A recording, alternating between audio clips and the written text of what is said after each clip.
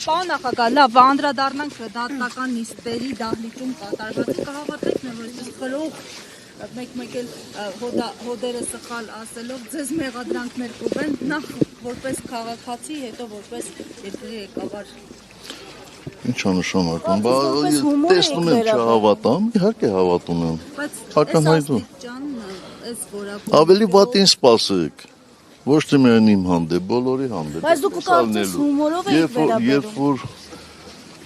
դատախազը իրեն համարում է իշխանության մաս, էլ ինչ եք սպասում, շատ ավելի վատ ալնելու։ Պարոն Սարգսյան, այս դատախազները նաև ուրիշներ, երկար տարիներ, որ աշխատել են քրթական մարմինների դատախազությունում, նաև ձեր ժամանակ են աշխատել, ինչպիսի որակ է եղել ձեր ժամանակ դատախազությունում, որովհետև կա նաև այն ժամանակ ես հիշում եմ, որ նաև ձեզ էին մեղադրում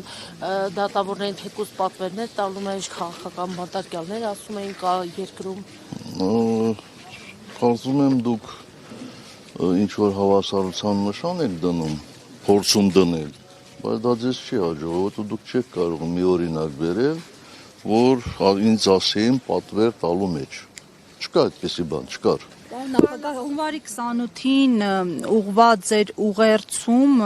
հանրությանը եւ հայոց բանակի օրվա առթիվ նշել եք, որ մեր գոյության գրավականը հայոց բանակն է, այսօր այդ գոյության գրավականը փոխում են, բանաձևը փոխում են, ասում են արտաքին միջազգային երաշխավորները պիտի դառնան։ Հիմա այդ երաշխավորը կարող է դառնալ օրինակ թրիփը, ինչին ուզում են հավատացնել մեզ։ Գիտեք, ինձ համար դժվար է միանշանակ պատասխան տալ, որովհետև չգիտեմ, թե տրիպը ինչ է մինչև վերջ։ Ինչ ասես, դուք ինչ եք հասկացել մինչ այս պահը։ Ես հլա ոչ մի բան չեմ հասկացել։ Հասկացել եմ, որ ադրբեջանցիները դրան անվանում են Միջանցք, թուրքերը դրան անվանում են Միջանցք, Հայաստանի հանրության մի մասը անվանում են Միջանցք, իսկ իշխանությունները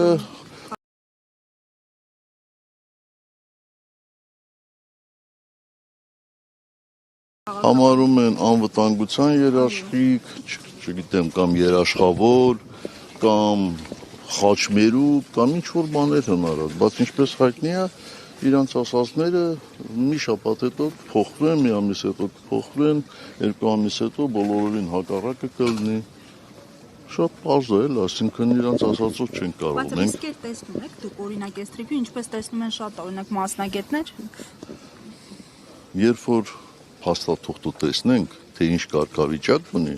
այն ժամանակ ես կասեմ, ռիսկ է տեսնում եմ, թե չեմ տեսնում։ 76 Լավ, արդեն շատ ծանրացանք այդ բանի վրա։ Բավարար է ասել, որ խաղաղություն կլինի։ Բավարար է այդ փաստաթուղթը ասել, որ խաղաղություն կլինի կամ արդեն բերել են խաղաղություն։ Այդպես են իրենք հպարտանում։ Թողեցին, որ խաղաղության երաշխավոր լինի, այդ փաստաթուղթը ինչ խաղաղության երաշխավոր կարող է լինել։ Ես հետևյալն եմ ասում, տնտեսական հարաբերությունները, ցանկացած տնտեսական գործունեություն կարող է ինչ-որ չափով նպաստել խաղաղությանը, բայց խաղաղության երաշխիք երբեք չի կարող լինել։ Խաղաղության երաշխիք կարող է լինել միայն ու միայն այն կառույցները, ովքեր դրա վրա ազդելու ունակություն ունեն մեծ։ Պարոն նախագահ, երկրորդ նախագահ Ռոբերտ Քոչարյանն ասուլիսում իր տված նշեց, որ 2026 թվականի հերթական ընտրությունները ըստ էության առանձնահատուկ են լինելու ի տարբերություն 2021 թվականի։ Դուք ինչ հույսեր ունեք 2026 թվականի հերթական ընտրություններից եւ արդյոք սպասում եք, որ այդ ընտրություններով հնարավոր է գլոբալ փոփոխություններ իրականացնել։ Դեռևս ինձ համար շուտ է դեմոկրատական 26 թվականի ընտրությունները։ Բայց մի քանի ամիս են ասել եւ նախընտրական շրջան։ Մի քանի ամիսը մեզ համար կար ժամանակ չի, որովհետև մենք բոլոր շրջաններում, Երևանի բոլոր համայնքներում ունենք գրասենյակներ, ունենք կառույցներ, նրանք ովքեր չունեն այդ գրասենյակներն ու կառույցները, իհարկե պետք է իրենց գործը կատարեն, բայց մեզ ներքաշել այդ հիմա ինչ-որ այդ մարաֆոնի մեջ մենք չենք ուզում ներքաշվել։ Բայց քննարկել եք տարբերակ այլ ուժերի հետ միասնական դաշինքով մասնակցել ընտրություններին։ Ոչ, չենք քննարկել։ Պարոն նախագահ, հնարավոր է չէ։ Կարծում եմ, որ չէ։ Պարոն նախագահ, ես ներողություն եմ խնդրում, քանի որ դատական նիստը սկսվում էր, շտապում էինք դատական նիստին, ըստ էության իմ հարցը կիսատ մնաց։ Դրդապատճառներ առանց դրդապատճառի ըստ էության պարոն Կուտյանը դուք նշեցիք, որ ինքնասպան չէ լինի, դրդապատճառ պետք է լիներ, որ ինքը գնար այդ քայլին։ Ձեր թույլտվությամբ ես մի վարկած, որը տևական ժամանակ այս տարիների ընթացքում շրջանառվում է, ասում եմ պարոն Կուտոյանը գնաց այդ քայլին, որովհետև նա կամ պետք է Սերժ Սարգսյանի դեմ ցուցմունք տար կամ հայտնվեր բանտում։ Իսկ ինքը նախընտրեց ուղղակի ինքնասպան լինել։ Ոչ Սերժ Սարգսյանի դեմ ցուցմունք տար, ոչ էլ հայտնվեր բանտում։ Մեծ հանգարքով դեպի ձեր անձը ես խնդրում եմ այդպիսի բաներ չտարածել։ Այդ ասում են։ Գիտեք, չէ՞ այդ հայտնի անեկդոտը այդ ասելու մասին։ Դուք էլ ասեք։ Այդ ով է ասում։ Ով ասում է գալաթ է անում։ Իսկ ինչ ցուցմունք պետք է տար Գյորգի Կուտոյանը Սերժ Սարգսյանի վրա։ Հետո ինչ աուդիտորն է։ Հետո Այդ վարկած չի, այդ հերյուրանք է, տենց բան չէր կարող լինել։ Եվ եկեղեցու շուրջ տեղ ունեցողի վերաբերյալ պարոն Սարգսյան, տեսնում ենք օղակը շարունակում է սեղմվել, դուք նշել եք, որ սպասում եք նաև կոնկրետ եկեղեցու կողմից, չէ՞, հորդորի, վեհափառի կոչին եւ այլն, մինչև կոչը հնարավոր չէ համարում որևէ սցենար, միջամտություն, որտեղ տեսնում ենք, որ հայ հավատացյալների շահերին են էլի արդեն դիպչում։ Մենք ինչ միջամտություն պետք է ցուցաբերենք։ Մենք գոնե հանրային ինչ-որ կոնսենսուս, պաշտպանություն, խոսքը մեր մասին է։ Ոչ միայն, բոլոր քաղաքական ուժերի։ Ախր ես ինչի՞ պետք է բոլոր քաղաքական ուժերի անունից խոսեմ։ Ես ասեմ, որ մենք մնում ենք խոնար մեր եկեղեցու հանդեպ եւ ամեն կերպ ունալու ենք հավատարիմ մեր գաղափարներին։ Եկեղեցին կարծում եմ ունի բոլոր հնարավորությունները իր կարծիքը ասելու, տարածելու։ Բացի դրանից ունի բոլոր հնարավորությունները ներքին կարգի բերելու այն մարդկանց, ովքեր եկեղեցու սպասավորները մեծամասնության կարծիքով խախտում են օրենքներ։ Այդ ներքին կանոնակարգերը բերել են դատարաններ, աշխարհիկ գործերի Արշակսել Փազանի կալանքի 2 ամսով երկարաձգվել։ Այսինքն եկեղեցին իր ներքին կանոնակարգով չղեկավարում ով ղեկավարվի։ Լավ, հիմա ինչ եք ուզում։ Եկել ենք այդ հարցնում էլի։ Ունեք ավտոմատ, արի վերցնենք գնանք։ Նիկոլ Փաշինյանի գործողություններում հանցակազմ տեսնում եք թե ոչ, շատերը կարծում են, որ Փաշինյանը գործակալ է, եթե գործակալ էր, ապա երբ որ իշխանության եք, ինչու չէիք կարողացել այդ վտանգը կանխել, ինչու չէիք կարողացել վտանգը չեզոքացնել։ Ախր դուք այնպեսի հարցեր եք տալիս,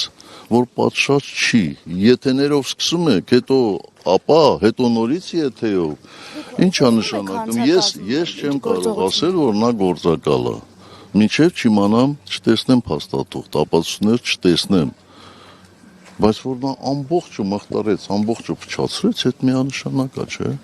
ամեն ինչ արեց։ Գործողությունները ում են ձեռնտու, Թուրքիային եւ Ադրբեջանին, եւ մարդկանց մտահոգությունները կարող են այդ մասով արդարացված Հիմա ձեր գործողությունները ինչ որ հիմա դուք փորձում եք անել, ընդդիմությանը ձեռնտու է, դուք փորձում եք ինձ պրովոկացիայի ենթարկել։ Բայց այդպես եք անում, եթե ապայո միշտ այդպես է։ Հասկանում եք, այդ չի նշանակում, էլի որ ես ոնց ասեմ, թուրքական գործակալա, եթե ձեռից տակ փաստաթուղթ չկա։ Ոնց ասեմ։ Հանցակազմ պարունակումը թե չէ, սահմանադրությունը վերից վար Այո, պարունակումը թե չէ գործողությունները։ Ես հանցակազմ պարունակելու մասին չեմ կարող ասել, բայց կարող եմ ասել բազմաթիվ խախտումների մասին եւ սահմանադրության եւ Հայաստանի Հանրապետության օրենքների։ Հիմա դուք բնորոշեք, դա հանցակազմ կա, դավաճանություն կա, գործակալի մասնակցություն կա թե չէ, ինքներդ որոշեք։ Պարոն նախագահ, ձեր գործի հետ կապված ասեցիք Եռաբլուր անունը, այսպես կարծես թե հատուկ է շեշտվում, տեսնում եք ինչ որ միտում հատուկ շեշտելու, հենց հատուկ է շեշտում, մի հատ նայեք, տեսեք իշխանական լրատվամիջոցները ինչպես են այս գործը ներկայացնում։ Այնտեղ Իսակովի պողոտա չկար, ամբողջը Եռաբլուր։ Տեսեք ՀՄԵԿ ինչպես էր ներկայացրել, իշխանական լրատվամիջոցները ինչպես են ներկայացնում, ակնհայտ չի։ Բայց մարդկանց հուզական վիճակի վրա ազդելու համար պարոն նախագահ։ Հուզական վիճակի վրա նայողների ազդելու համար Պարոն նախագահ, Նիկոլ Փաշինյանը բանակի օրվան ուղղված իր ուղերձում անդրադարձել է խաբկին, նշելով, որ ըստ էության խոչընդոտ է հանդիսացել, որպեսզի միջազգային գործընկերները Հայաստանի Հանրապետությանը զենք վաճառեն։ Ձեր ղեկավարման տարիներին երբևէ ՀԱՊԿ-ը խոչընդոտ հանդիսացել է, որպեսզի մեծ միջազգային գործընկերները զենք վաճառեն։ Մենք ՀԱՊԿ-ի անդամ երկրներից ենք սպառազինություններ գնել եւ ստացել, մենք արևմտյան երկրներից ենք սպառազինություններ գնել եւ ստացել, մենք ոնց ասեմ, Չինաստանից եւ այլ երկրներից ենք սպառազինություններ գնել, դա մեզ չի խանգարում։ Վատ պարողին ինչ-որ բան խանգարում է։ Մասնեն մտավախություն է եղել, որ դրանք կտեղակայվեն Հայաստանի Հանրապետության սուվերեն տարածքից դուրս միջազգային գործընկերների համար։ Այդ գործընթացի չիմացության արդյունք է, որովհետև ցանկացած երկրից, որտեղից որ զենք է ձեռք բերում, ապա այդպիսի հավաստիացում տալիս է թղթի տեսքով։ Հետո մինչև 18 թիվը մենք այդ զենքերը չէինք օգտագործում ինքնապաշտպանության համար։ Չէինք տանում Արցախ։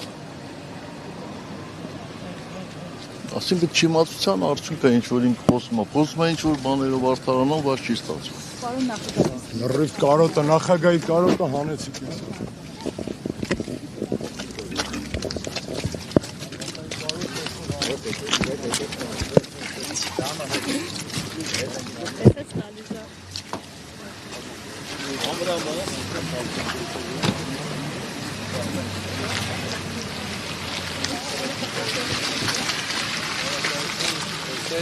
Այսօր